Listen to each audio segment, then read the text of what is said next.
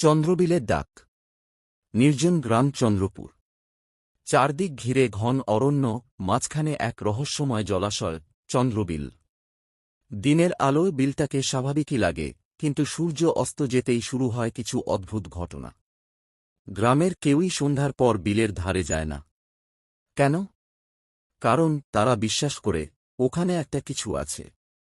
চাঁদের রাতে বিলে কেউ ডাক দেয়, আর সেই ডাকে সাড়া দিলে ফেরা হয় না।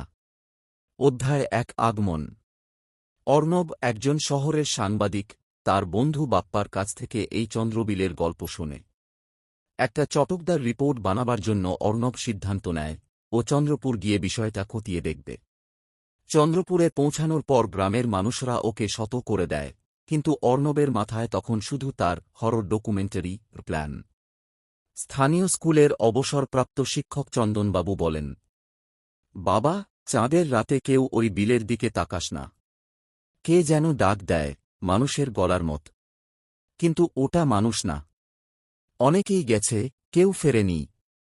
অর্ণব সব হেসে উড়িয়ে দেয়। অধ্যায় ২। প্রথম রাত। অর্ণব তার ক্যামেরা, রেকর্ডার আর নোটবুক নিয়ে চন্দ্রবিলের ধারে ঘাঁটি গাড়ে। রাত বাড়ে, অন্ধকার ঘনিয়ে আসে, আর সেই সঙ্গে ভেসে আসে একটা মধুর গলা। এখানে এসো অর্ণব, এসো। অর্ণব চমকে ওঠে, কেউ ওর নাম ধরে ডাকছে। কিন্তু চারপাশে কেউ নেই। হঠাৎ জল থেকে যেন একটা ছায়া উঠে আসে, কিন্তু সেটা আবার মুহূর্তে মিলিয়ে যায়। অর্ণব সেই রাতেই বিলের পাশে অজ্ঞান হয়ে পড়ে। অধ্যায় ৩। হারানো কণ্ঠ। পরদিন সকালে গ্রামের লোকেরা অর্ণবকে উদ্ধার করে। ওর শরীরে কোথাও আঘাতের চিহ্ন নেই, কিন্তু মুখটা ফ্যাকাশে আর চোখ দুটো শূন্য দৃষ্টিতে তাকিয়ে থাকে। অর্ণব আর কথা বলতে পারে না। যেন ভয় তাকে গিলে নিয়েছে। চন্দনবাবু বলেন, এই ছেলেটা ডাকে সাড়া দিয়েছে। এখন ওর আত্মা আটকে গেছে ওখানে। বাঁচাতে হলে জানতে হবে বিলের ইতিহাস। অধ্যায় ৪। বিলের ইতিহাস। অনেক খোঁজাখুঁজির পর চন্দনবাবু জানালেন এক পুরনো কাহিনী। ২৫০ বছর আগে এই বিলে চন্দ্রমুখী নামে এক মেয়ে আত্মহত্যা করেছিল। গ্রামের জমিদার তাকে ভালোবাসার ভান করে ভোগ করেছিল, তারপর বিয়ে না করে সমাজে অপমান করেছিল। চন্দ্রমুখী নিজেকে বিলে ডুবিয়ে দেয় চাঁদের রাতে। তার আত্মা শান্তি পায়নি।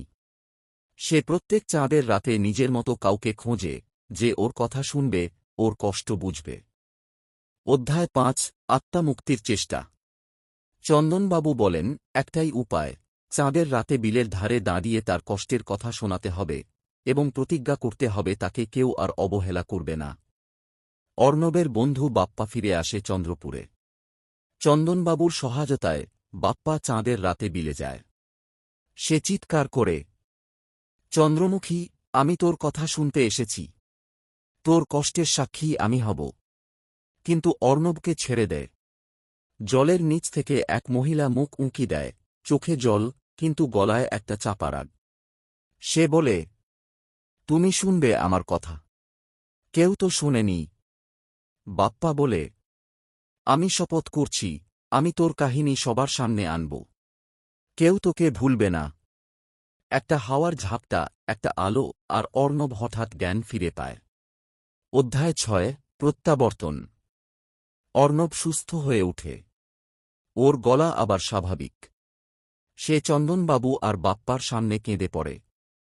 আমি ভয় পেয়েছিলাম, কিন্তু এখন বুঝি ওর কষ্টটা কতটা গভীর ছিল। অর্ণব কলকাতায় ফিরে এসে একটা ডকুমেন্টারি বানায়, চন্দ্রমুখীর ডাক। সেই ভিডিও ভাইরাল হয়, মানুষ জানতে পারে এক ভুলে যাওয়া মেয়ের করুণ গল্প। শেষ দৃশ্য।